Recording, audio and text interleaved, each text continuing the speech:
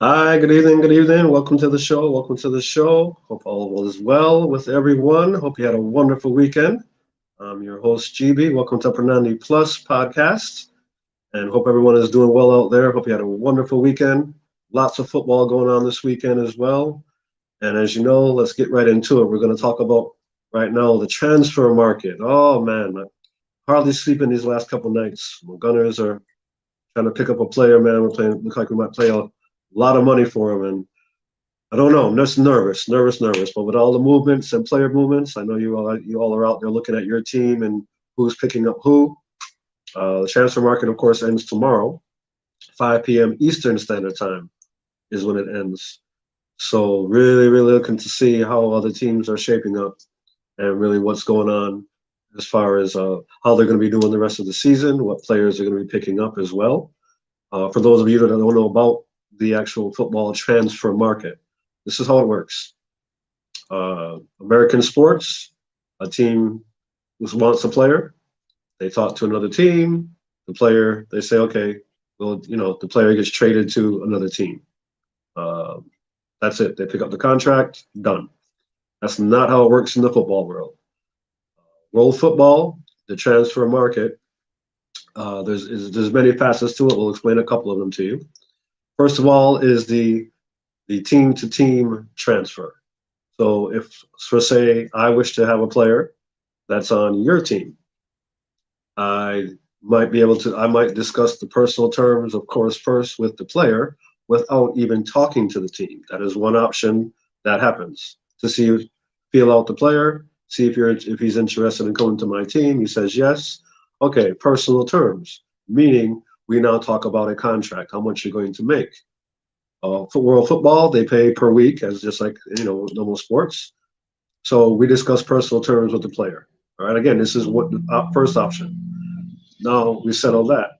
Now we go now to the club that he plays for, or she, and we state to the club, we want to buy this player. They're interested in coming to us. What is the fee that you wish us to pay you now to release the player from your team so that way they can join us? So it's twofold here. You discuss with the player monies. The club now gets monies because now they're losing that player, correct? So you see how that works. Different than American sports. The Say for instance in baseball, the Yankees trade to the California to the Anaheim Angels. Anaheim and the Yankees. If the player is going to the Yankees don't play Anaheim any money. They just make the trade and that's it. There's no compensation for that particular team. In world football, the club gets compensated monies. So that's how the first option of the transfer. You discuss with the players first, see if they're interested. Next, you discuss with the club. This is how much you're willing to take. So there's two facets there. The second option with a transfer is, of course, to discuss first of all with the club. Who do you all have available for that you're wishing to give up? Now you discuss with the club, and the club says to the player, "Listen, this such and such club is interested in you. We're willing to make the deal. Are you now willing to go to this club to go play as a better option?" So that's the second piece. Still the same pieces of the pie work here now. The clubs work on a fee, and then you now work with the player for a fee. So there's still both facets here. All right. So tomorrow evening, the European market closes for any transfers. Here we call them trades in the States, but transfers of teams discussing and things like that, that closes tomorrow. So tonight till the wee hours of the morning, there's all kinds of movements going on for team transferring to which players are which. There's lots of gossip out there. There's many accounts out there that have people that just tweet out, or they have their own website which is talking about transfers, all the gossip going on and things. So if you're interested in that, you can always go online and look up a transfer market, or transfer fees, or something in that realm, and you'll catch some kind of site that has what's going on with every single team uh, that are making transfers currently right now. So just wanted to give you a little insight on how that actually works. Um, Know that the couple weeks ago we were out at my wife and I were out at the EPL Fan Fest out at Universal City Walk here in Orlando, and man, what a spectacular day, man!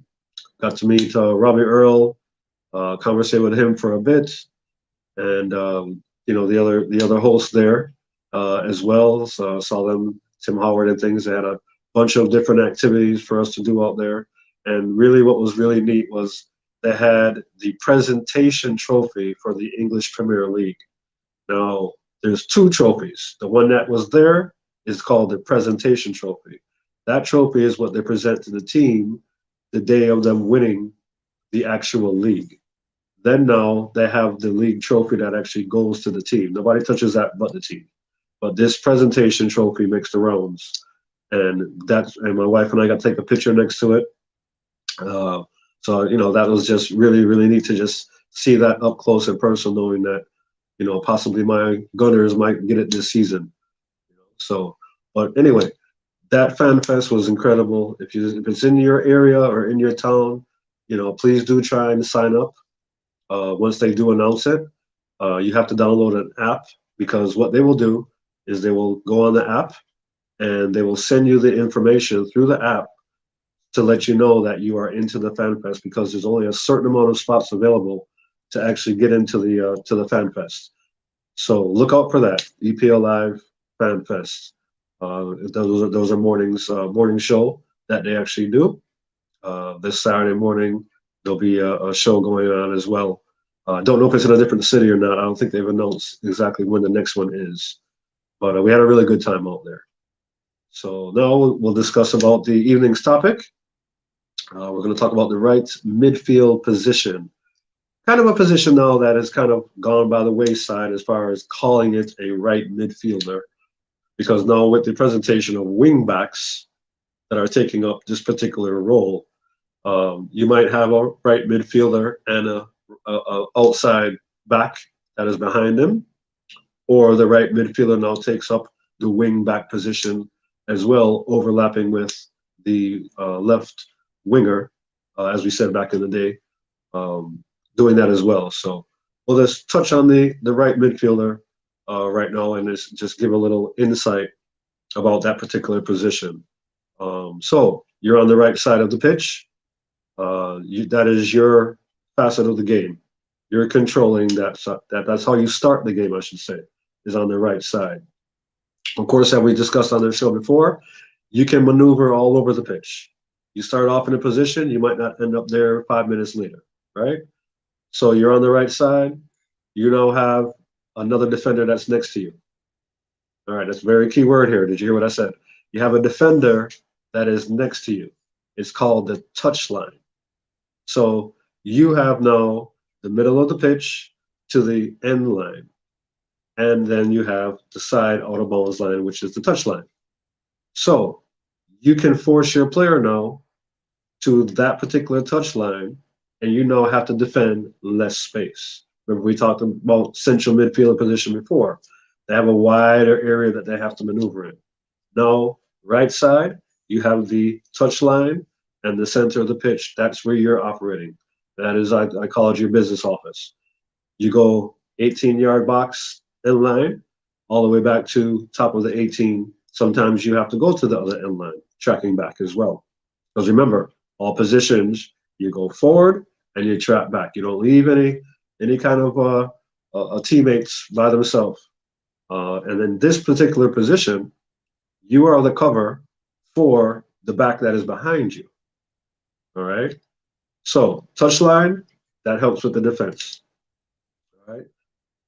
Supporting the forward and defense is key to this particular position. Yeah, all right. So you're supporting up front, making runs, and then now tracking back to help out the defender. All right. So you're taking on and you're marking your particular player. You're looking on the inside now for any dangerous situations going on there to help out the central midfielder. You're looking behind as well to help out your defender behind you, as well as now taking care of the person that's in front of you. So you have three players that are around you now that you need to be aware of where they are on the pitch. That way you can maneuver and be in a position to help all three of them, whether it's in attack or whether it's in defense. Because if, say, for instance, the central midfielder gets caught further up making a run, okay, the danger person is running now down the middle of the pitch. Well, now you go across and you take that position. The person that's behind you, which would be the fullback, would now move up into your position to pick up your particular player. So you see how that works seamlessly. So again, we talked about you need to know all positions. This is why. You need to know about the forward position, the central midfield position, the outside back position that's behind you, because you know what they're going to do and when they're going to do it when you have the ball at your feet. Now, let's talk about attacking. You're supporting the forward and the attack. I've seen a lot nowadays where we have the overlapping run from the outside back or the outside midfielder going around that particular forward, right? And we also talked about that, say on the right side, that you have a left-footed player that's normally playing in front of you. Normally there's a right-footed player playing behind that player, right? But I've noticed nowadays that the attacking player that's behind the forward, that's going into the attack on that defender, sometimes you attack too early. Sometimes you need to step back and let that player work that defender, try and take him on. Because if you now try to make a run going around that particular forward, you're now bringing your person with you. So guess what? Now it's a 2 defenders against that 1 forward because you just took up the space. That's the first key. Second part of taking up the space, that gives that forward now less room to maneuver, right? So pick your poison.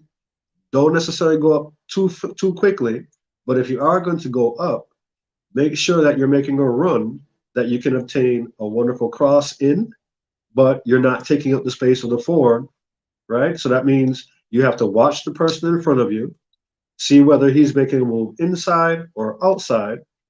That way you can now go ahead and attack whichever direction you need to attack. So it's not always you have to go up to make that outside run. You don't have to do that every single time.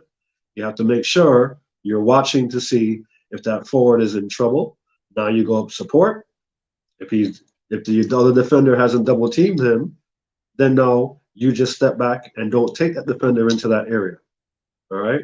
So very, very key there. Forward. Now let's talk about the central midfielder and your positioning wise.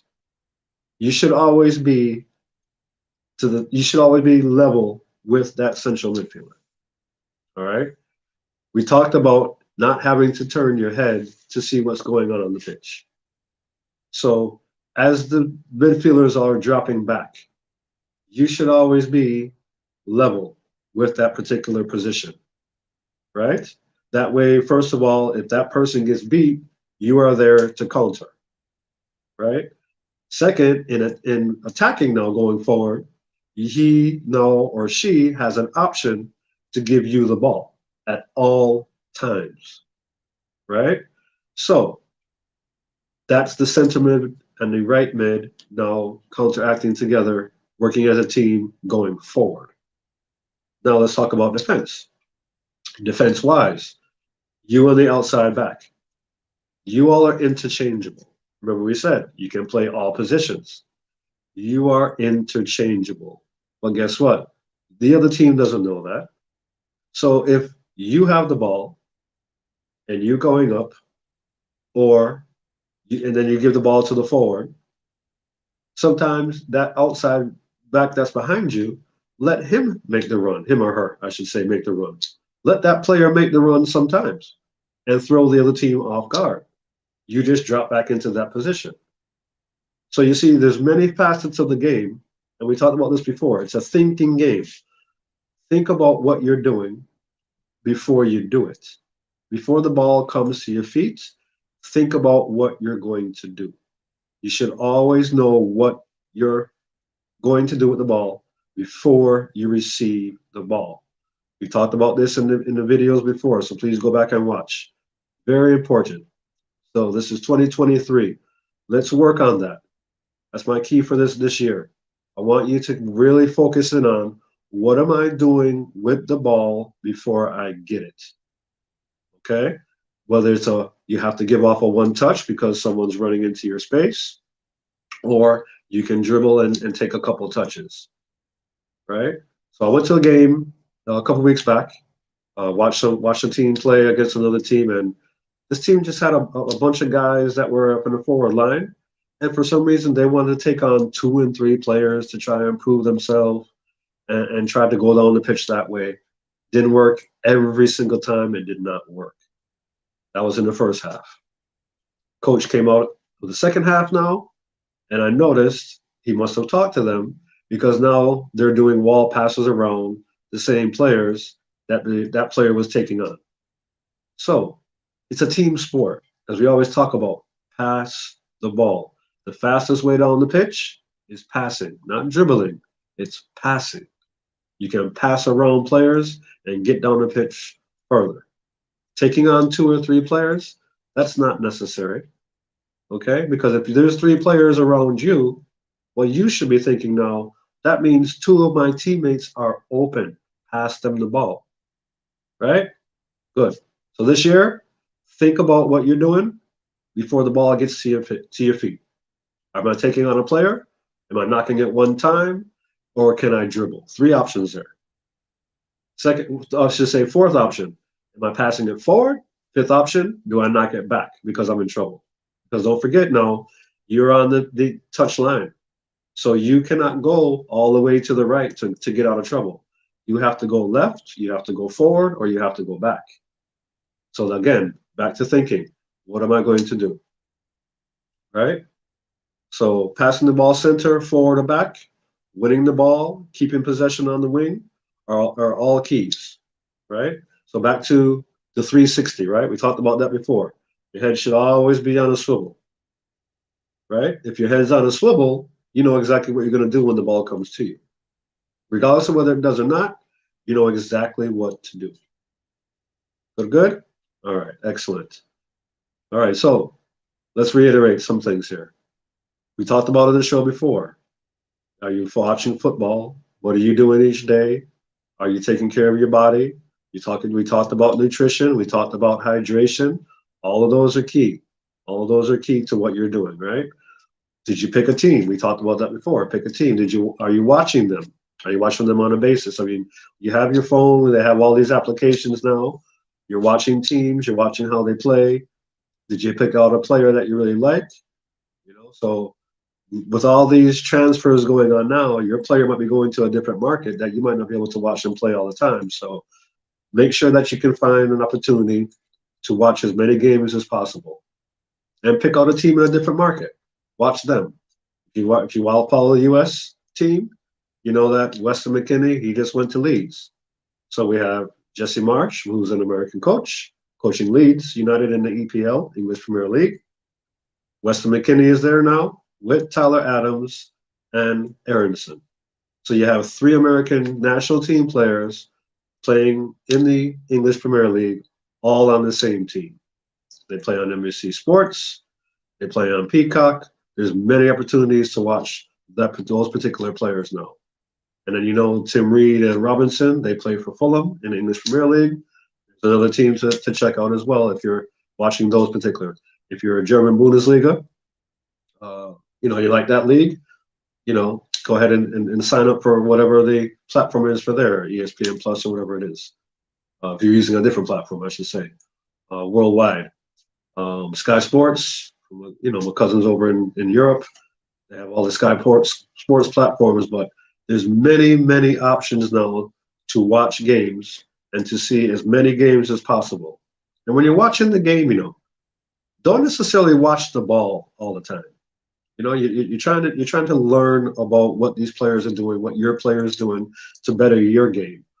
Watch the movements off of the ball and think about whatever position that you are playing in the next game that's coming up, because you might be playing an outside mid or something like that. Watch the outside mid for the other teams. Watch how they look and approach the game. See, call out the game before they even touch the ball. Say, hey, make that pass. See if they make the pass. Oh, you can take on that player. See, call it out before they do it, right? Because that's now going to go ahead and enhance your game as well. then you can go ahead and make a move on the pitch, and it's going to come second nature to you. Do the things in practice. The things in practice correlate to the game. You should be practicing like you're playing the game. Shouldn't be walking around. Shouldn't be joking with players. Practice like how you play in a match, and it will do wonders for your game. I'm telling you right now. If you're going out to practice and you're messing around, normally sometimes in practice, that's when you get hurt because you're not fierce, you're not taking things seriously, and you might get hurt in practice because you're not doing that. Pay attention to the coaches. They're there for a reason to help. Don't worry about who's on the sidelines, whether it's your parents, the girlfriends, boyfriends, whoever watching. When you step on that pitch, you should be focused on what am I doing today? What do I have to do to work on my particular game to take it to the next level? And what can I do to help my team win this game that we're getting ready to play in? All right? Good, good. All right, so we'll end the show with that this evening. Really appreciate your time. Thank you so much for tuning in for all those out there. And, we're going to have some interviews coming up here next week. Have an interview going on. And if you do wish to be a part of the show, please do send me an email, uppr90plus@gmail.com. And, try and get you on the show to talk about football. As you know, we do training here, as you see. We do interviews with players. And we also, have other discussions as well on all football topics. All right, so GB uppr90plus signing out. Have a wonderful rest of the evening and rest of the week. And love football and go out there and affect the game. All right, so hope all is well with everyone for the rest of the week. And you all take care and talk soon.